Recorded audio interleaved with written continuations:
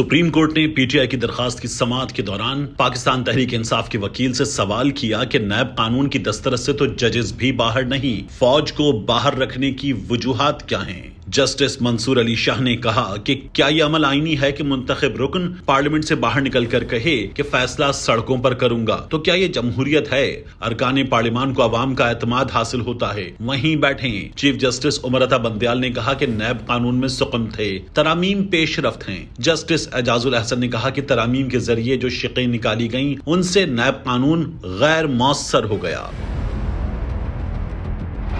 Chief justice of Pakistan justice Umar Ata Bandial ने नैब तरामीम के खिलाफ इमरान खान की दरखास्त की समाअत के मौके पर रिमार्क्स दिए कि नैब कानून में बहुत सी खामियां थीं। नैब कानून में किसी शख्स को महज इल्जाम पर 90 रोज के लिए गिरफ्तार कर लिया जाता था। नैब तरामीम मुल्की कानून में पेशरफ्त हैं। नैब कानून में तरमीम से पहले बहुत तनकीद होती रही है। अदालत उज़्मा में मामले की समाअत चीफ जस्टिस की सरबराही में 3 रुकनी बेंच कर रहा है। सुप्रीम कोर्ट ऑफ पाकिस्तान ने नैब तरामीम के खिलाफ चेयरमैन पीटीआई की दरखास्त की समाअत करते हुए उनके वकील से 2 सवालात पर वजाहत मांगी। जस्टिस मंसूर अली शाह ने पूछा, क्या फाजे पाकिस्तान को नैब की दस्तरस से बाहर रखा गया है? इस पर आपकी क्या राय है? नैब कानून से अफवाजे पाकिस्तान को बाहर रखने की वजूहात क्या हैं? उन्होंने सवाल किया कि नैब कानून की दस्तरस से तो जजेस भी बाहर नहीं हैं। नैब कानून से अफवाजे पाकिस्तान को बाहर रखने का ये अमल पीटीआई की नजर में आईनी है या गैर आईनी? जस्टिस मंसूर अली शाह ने सवाल किया कि एक शख्स को लाखों अवाम ने वोट देकर रुकने पार्लियामेंट मुंतखब किया,